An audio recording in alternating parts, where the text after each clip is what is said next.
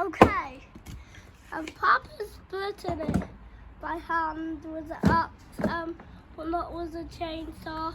But axes are really good and chainsaws, and it's okay if we do that. So it's okay. That's just my video, Daddy. That's good.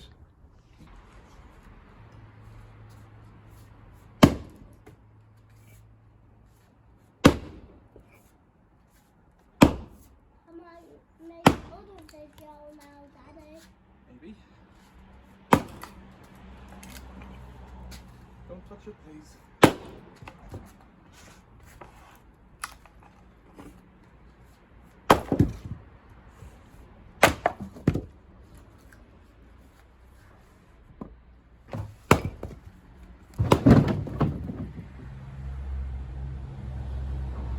You okay? My foot didn't get it, didn't get hurt, so it's okay.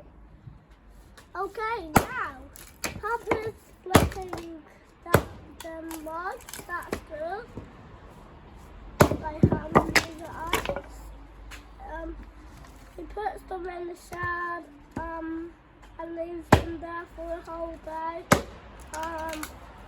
And then the other day he will put them for the fire. Yeah. And when he does that, they'll just get burned and be ashes. That's the other video from me, Daddy. Yeah. I did one video from you. Was one of the songs that you have was one of the silver bits and one of the blue bits that you have here. Yep. And one of those sides you have one of them sides, and I was making a video when you were using one of those sides, Daddy. Yep. That's when I was doing it. Yep.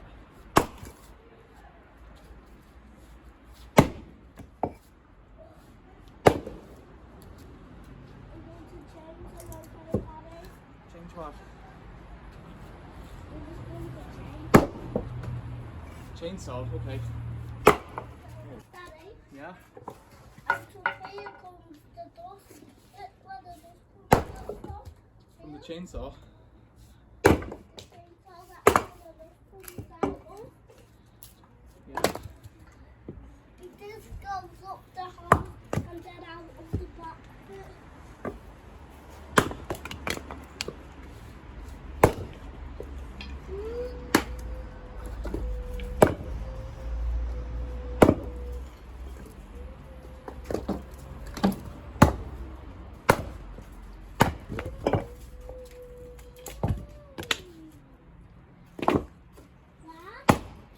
That's them two sticks that chainsaw already, Daddy. Yeah.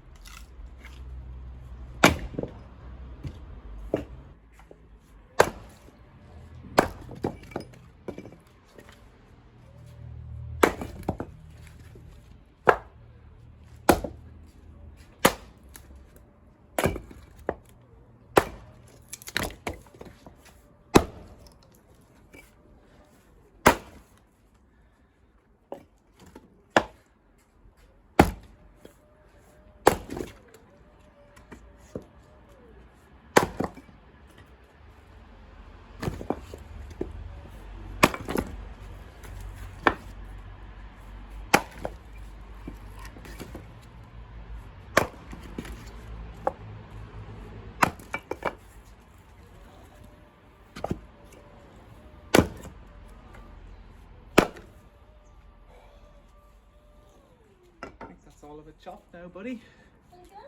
We're all chopped.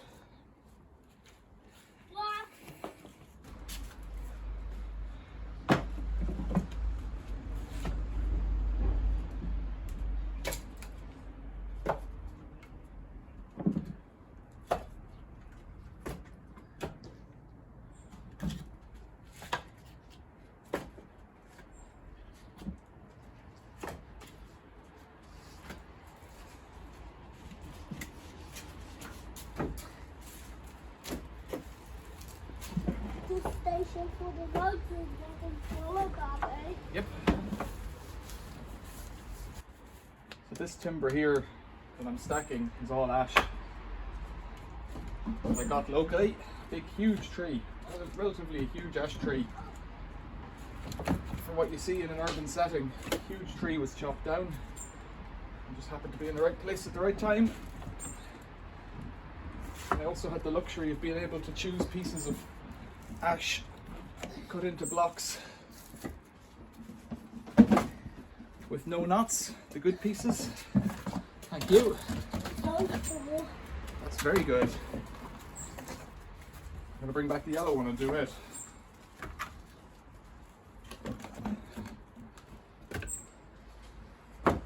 By being able to choose good round blocks with no knots, they split really easy.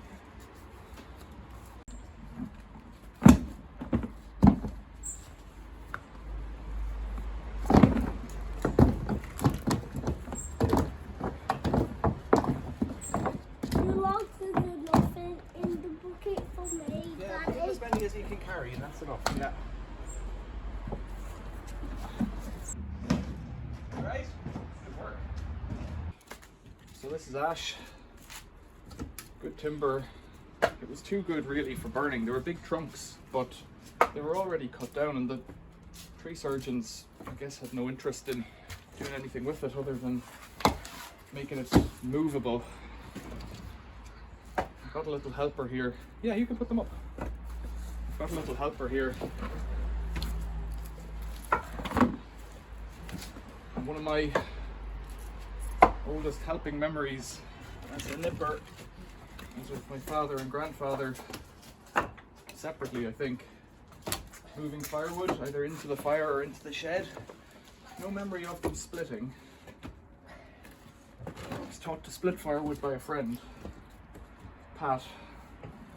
But moving it is a memory from being very small. Okay, you okay?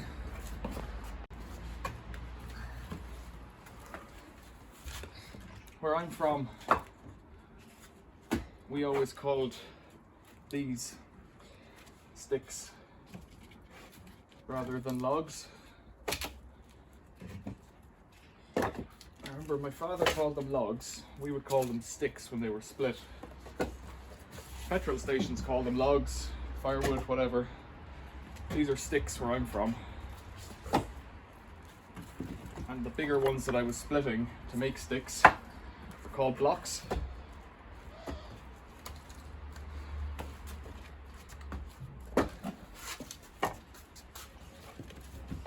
Sticks and blocks.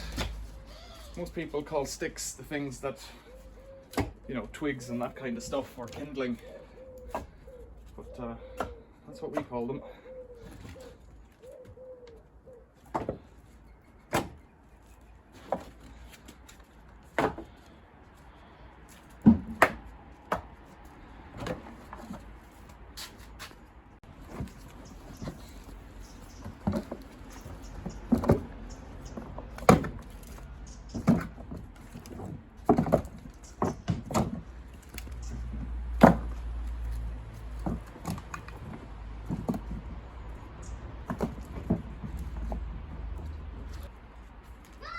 What happened? What is it? The robin? Is it the robin? Who are you talking to? Who are you talking to? The robin? Robin's okay, you know. He won't hurt you. Is he there? I see him. Is he chatting?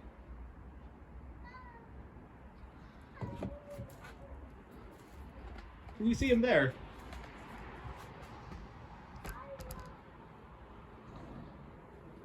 What's he saying to you? Hi. Where's he gone? There he is. Do you know what he's looking for? No. He's looking for worms. For what? Yeah, because that's what he eats. He eats worms. He likes worms. Yeah. What? Yeah, worms and little insects. Anything little that he can get in his little mouth. And he likes those berries up there. I saw the blackbird eating the berries. I didn't see the robin eating the berries. but in his nose and the berries. Is he looking for worms? I think he is.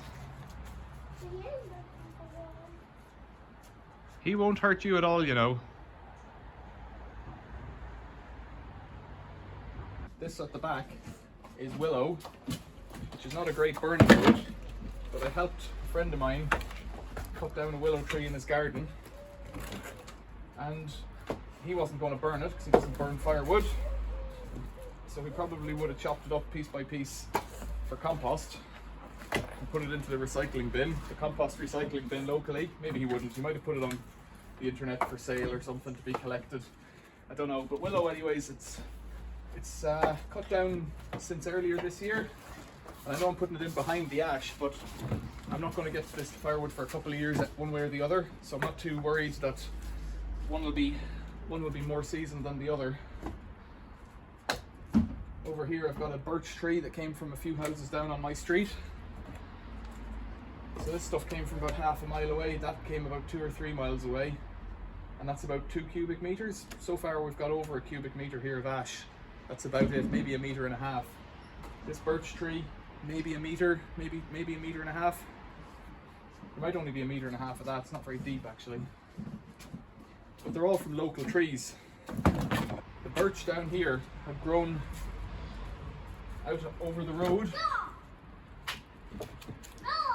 Bear, leave the robin alone, he's okay. He really is okay. He's friends. He's friends with us, yes. So the birch in here came from a neighbour 2-3 doors down. They had it in their front garden, growing over a bus route, so quite an urban setting.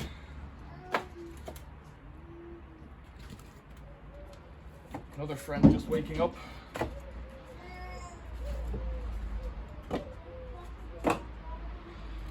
Steal a moment when you can.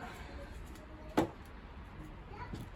the urban wood from one-off garden trees, unless they've had space in a garden to grow quite naturally, my experience of urban wood has been that it's very knotty, very gnarly, and if it's been pruned at all, it's got all sorts of hidden knots and nails and things within. So all of this firewood is tons, quite literally, I think, of local CO2, local carbon dioxide that has been absorbed by the trees in their lifetime. So in the case of this one, it probably has a lot of coal smoke in it. That willow, not so much.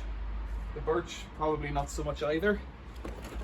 But the birch especially will have lots of stuff coming from cars and buses because it's been right on a street like that.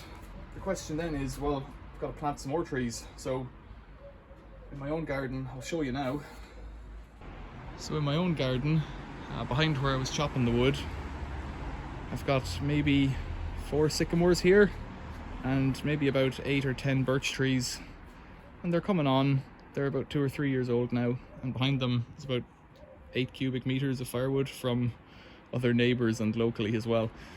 As the trees get cut down, I'll take them rather than having them taken away, because number one, it's usually free, or a few beers for the lads who are cutting them down, and number two, it's local, so there isn't a CO2 impact of moving it and moving it back and all that kind of thing if I can move it locally. And there's the old concept of you know, firewood heating you twice. It's the middle of November now and I'm out in a shirt for the last 2 hours doing a bit of work, so I feel good, get a bit of exercise and do a bit of work.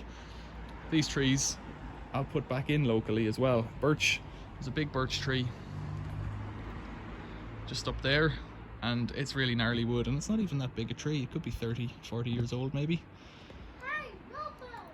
So my hope is that these birch trees, even though they're only effectively weed birch trees that I've picked up along the way from seedlings, I haven't gone out expressly to plant seeds and whatnot, and maybe I will in the future, but for now I'm kind of limited with space. So I've managed to plant 1 birch tree in the front and about 5 sycamores, and obviously as they get big they'll shade my house, so I'll cut them down. But as long as I keep replanting, I'll be doing something. And really, wherever you are, if you can do something and capture a bit of carbon, that's good, and let other people see trees and whatnot, then hopefully you're onto a winner. If you check out my other videos, I'll put a link up there perhaps. Over in the west of Ireland, there's a place where I can plant trees on some old family land. Tiny bit of land, really close to the Atlantic. But I've stuck in 100 trees and about 50 of them have grown, and they've taken in maybe 5 tons of carbon so far. And I chopped, one of them had died, an alder had died, and I chopped it down a few months ago. It was half dead, it had some sapling, some shoots coming from the bottom. But if I didn't chop it down, it would have rotted in situ. So I wanted to get it down, get the firewood out of it, even though it wasn't January or February when I would prefer to cut down trees. But that in itself is another week's worth or 2 weeks worth of firewood. So it's a big circle and it goes around. And I'm gonna have a cup of coffee now because I've chopped a bit of firewood. Thanks for watching. See you later.